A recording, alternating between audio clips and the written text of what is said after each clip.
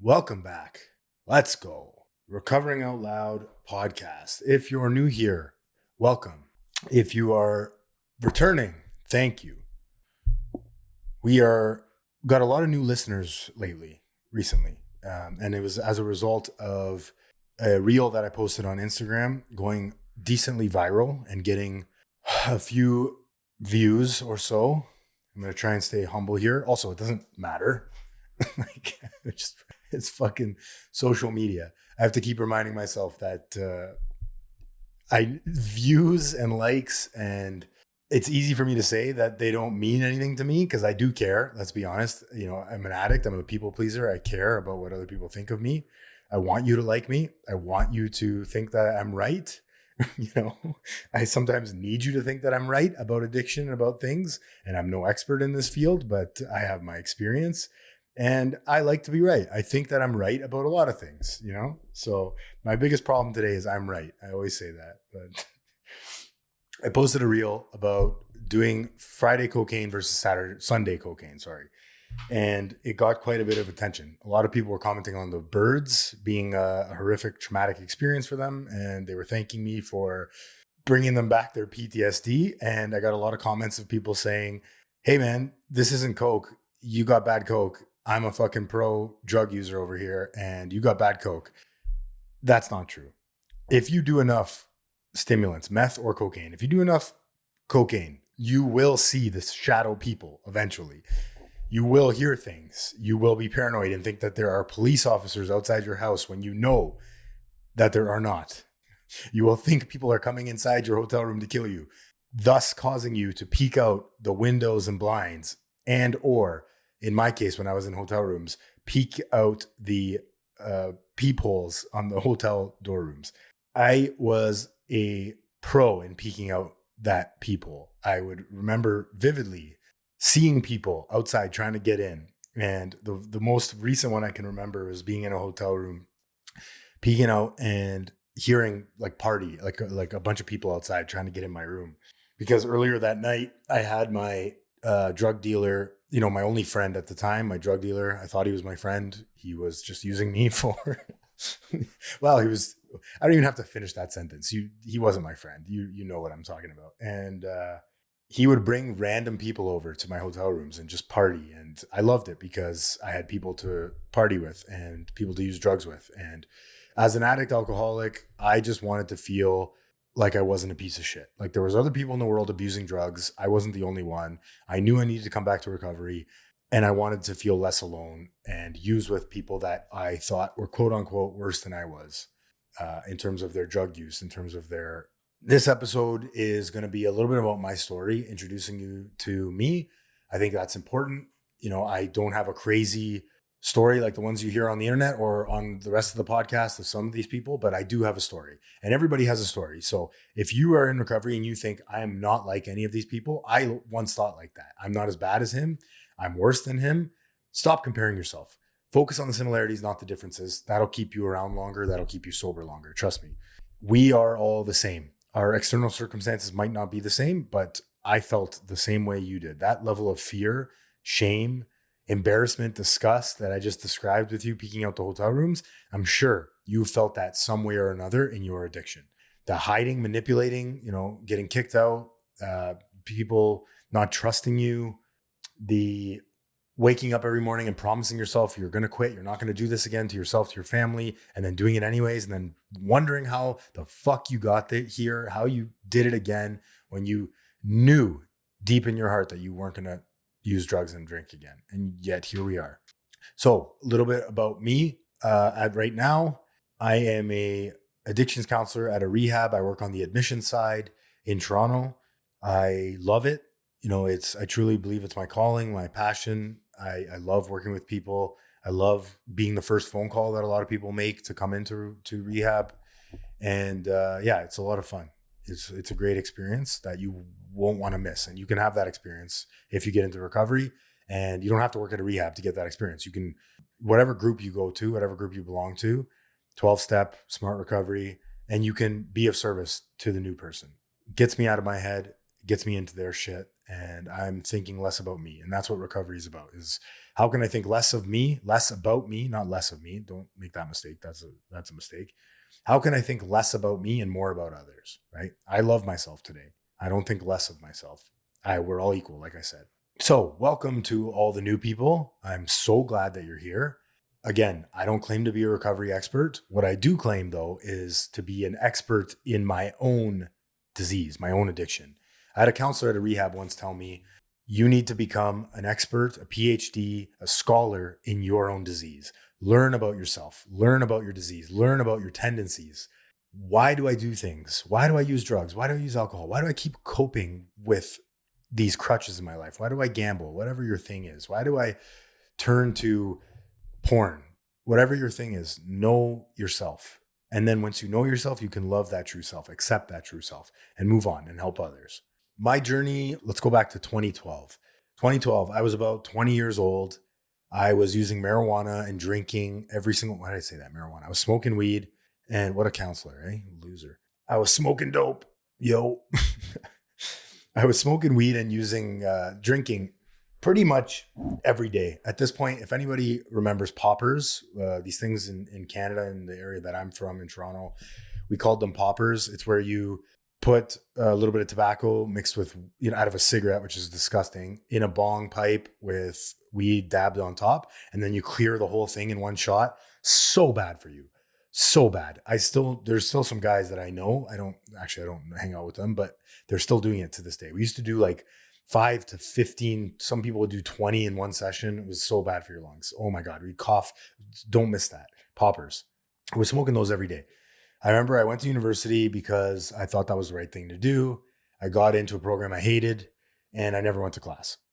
By 2012, I would say up until this point, when I was 19, 20, 21, I was doing the daily weed, not daily drinking, sorry. It was more weed and it was every day. I found cocaine when I was about 20 years old and I was at a party. I remember this guy had it out and everyone was doing it and I was intrigued.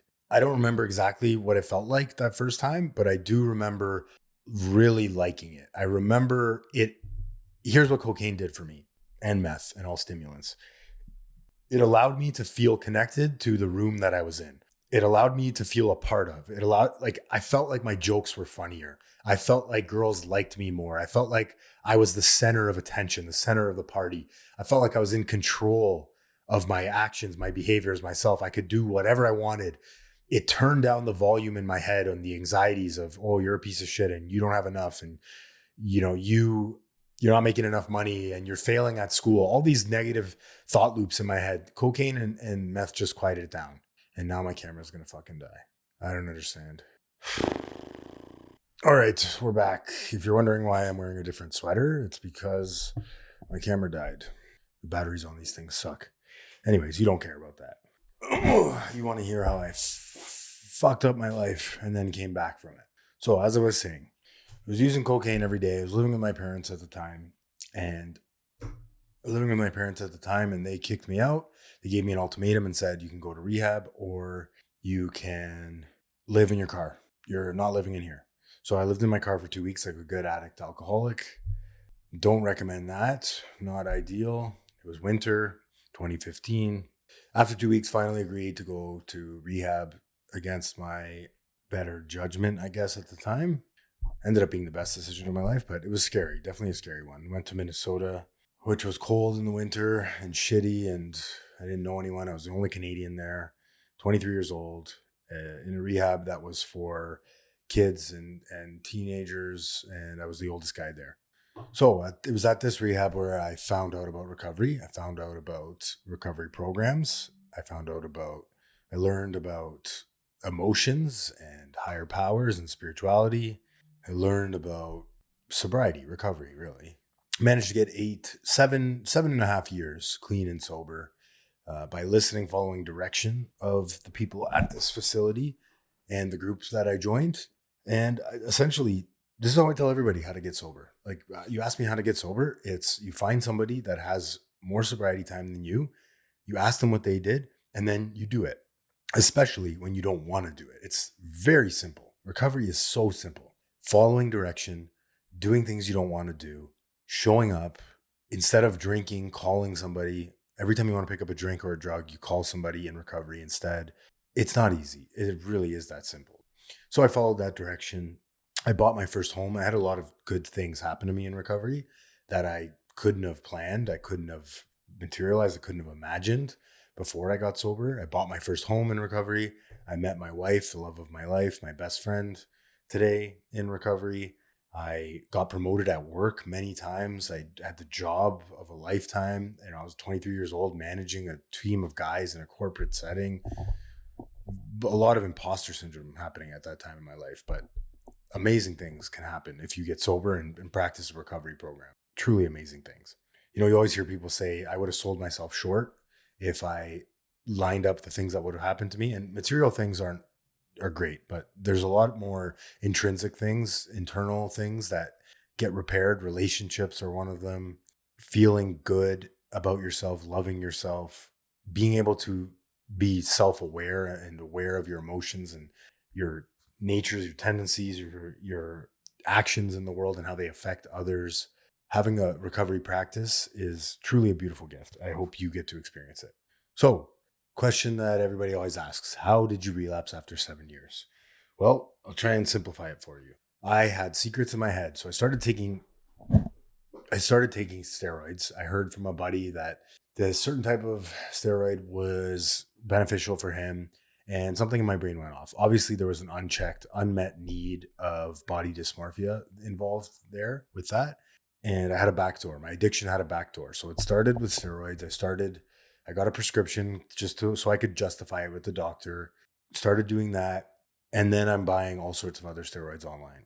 At this point, I continue to see these ads for Adderall and Vyvanse and mainly Adderall, but an idea pops into my mind. And again, this is what I urge everybody. When these ideas come up in your mind, make sure you tell somebody about it. Make sure you voice it.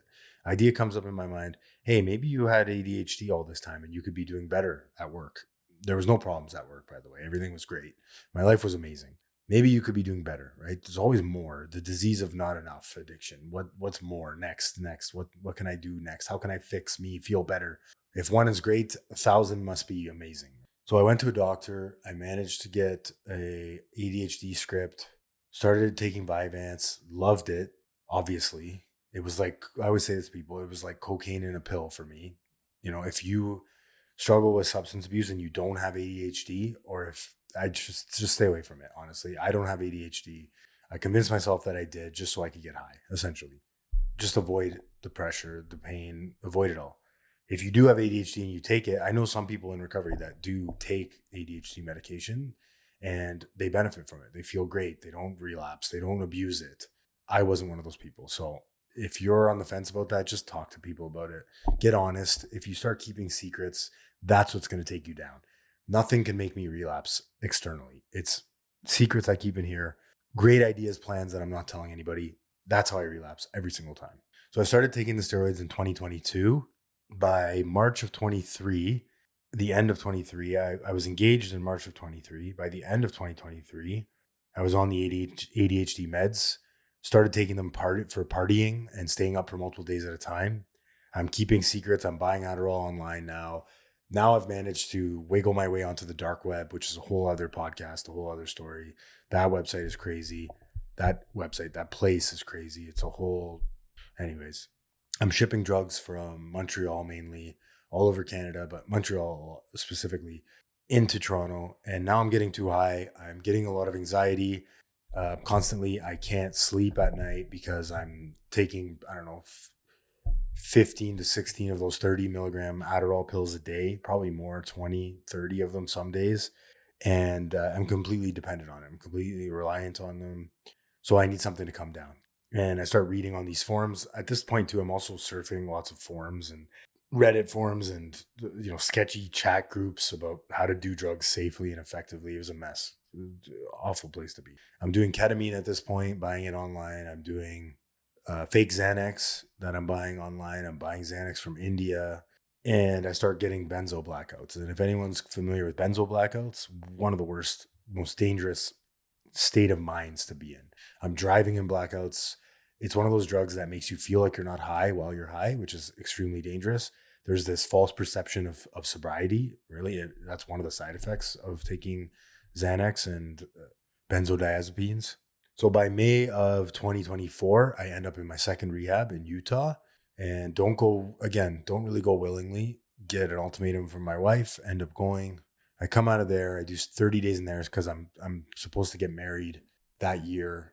End up showing up to the wedding, getting married. Don't drink on my wedding day, which is a miracle and a gift in of itself. But I'm not taking my recovery seriously at this point.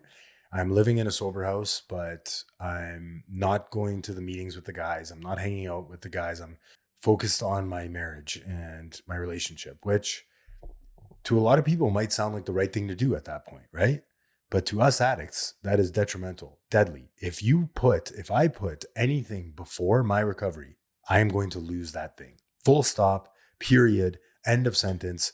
Challenge me on that. I guarantee you will lose. If you are a true addict alcoholic, if you put anything before your recovery, you will lose that thing. Kids, wife, anything.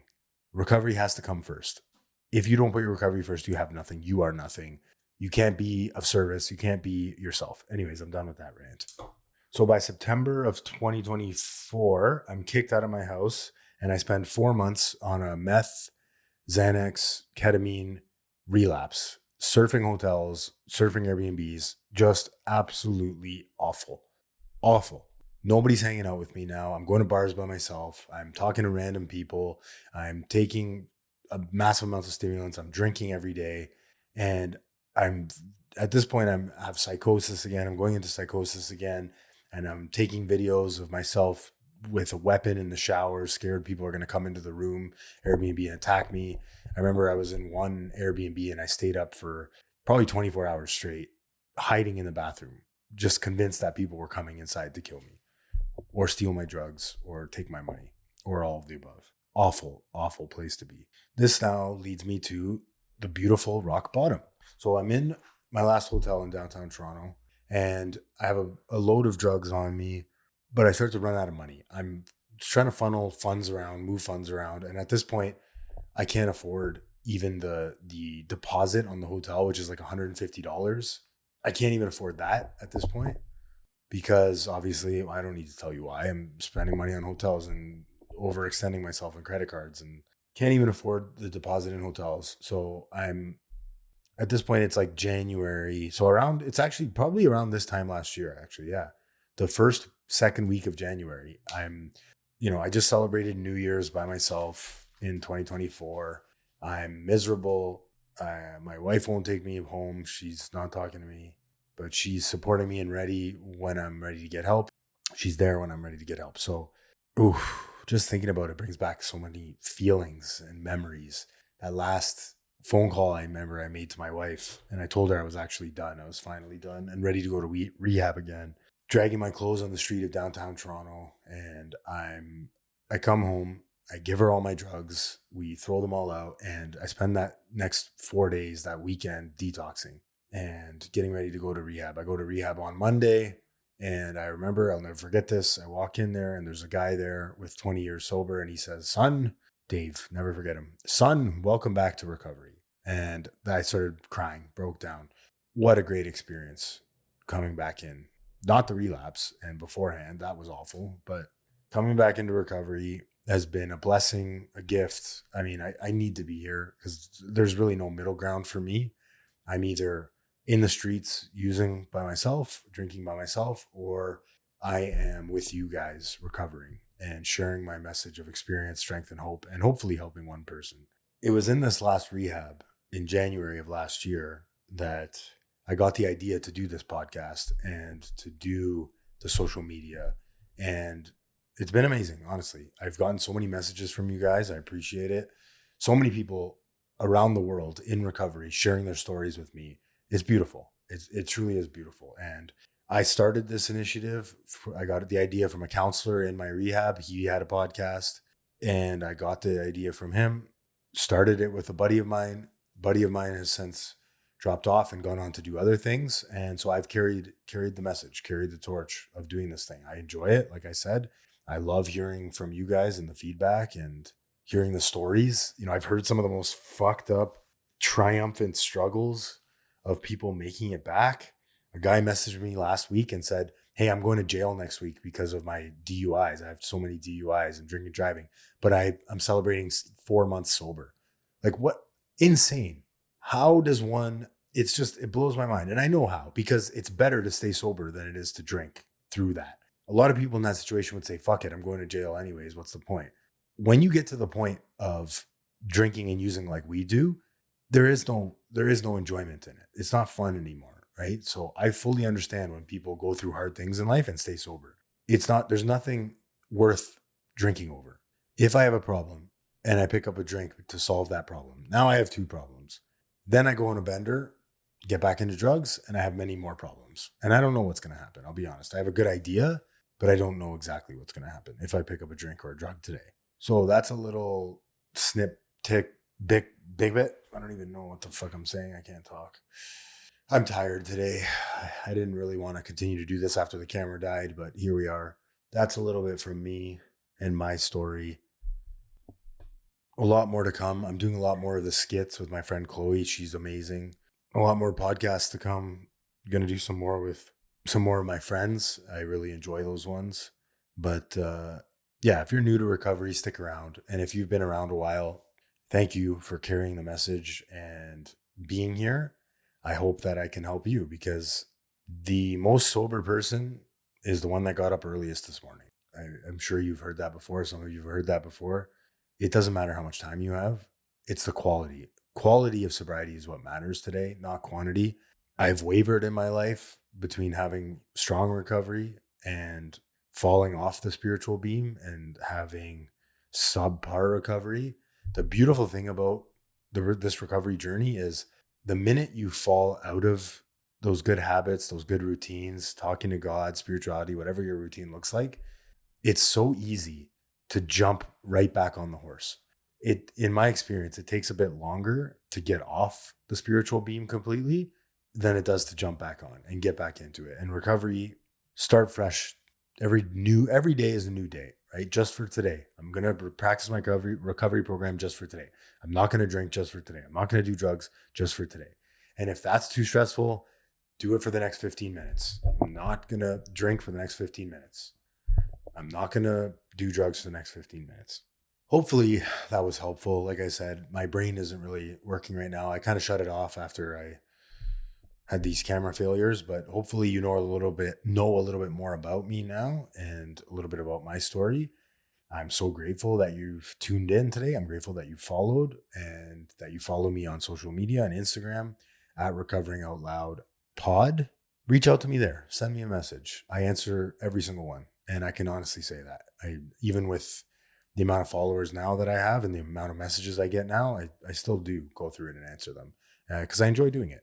And I remember what it was like to be new and newly sober and to relapse after long-term recovery. And I also remember what it was like to be on top of the recovery mountain. So recovery is simple, not easy. Thanks for listening. Love you all. If nobody has told you this today, I love you.